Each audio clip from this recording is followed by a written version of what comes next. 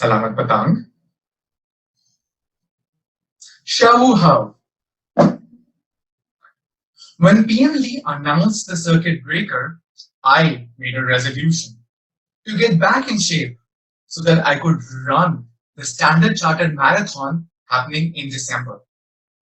To that end, I pledged to socially distance myself from the fridge, to work on flattening my curve, and to get six packs of beer.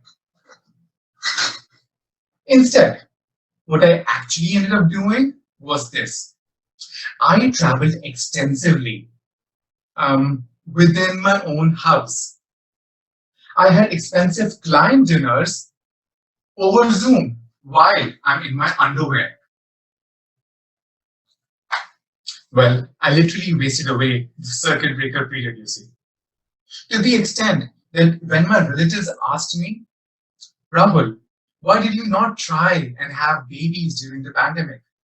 My answer was, how to make babies, sir, when I am practicing safe entry, right? But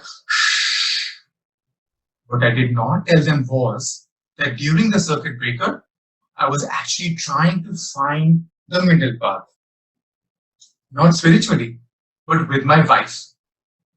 Well, you see, my wife and I are polar opposites in nature.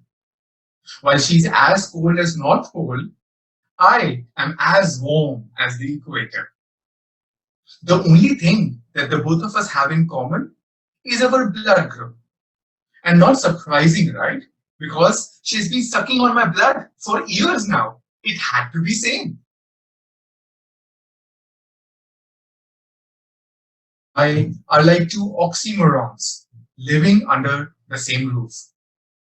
No wonder during the pandemic, while my wife was becoming as crazy as a cuckoo, I was as cool as a cucumber. I still remember it was 7th February when I was diligently working in my office that I received a panic call from my wife. Did you hear? Singapore has raised TORSCON to orange. We need to start stocking. I replied quite nonchalantly. Darling, relax. If there's something that I learned at Toastmasters, is that nothing bad happens until you hit the red flag. So we have some time. What if it turns red tomorrow? It won't, my love. Our government has been flattening many curves since 1965. They will flatten this one too. Ha! Don't be so stupid.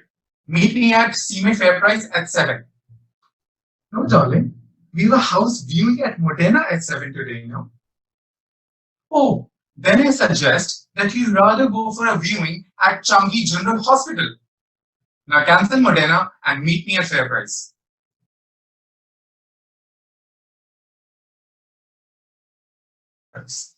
And this is what I saw. My wife moving around with a measuring tape.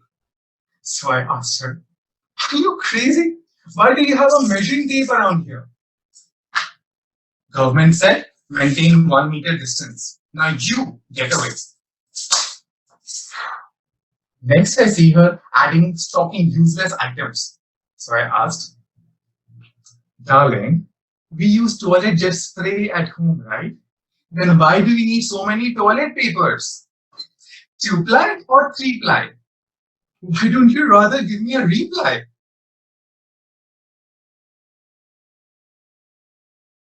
Any smart, sensible spouse, I decided not to argue any further. Well, because arguing with your spouse is like trying to read the software licensing agreement. In the end, you just have to ignore everything and say, I agree. But last weekend, I finally asked her, darling, it's been 6 months. We haven't stepped out of the house except for romancing at Fair Price.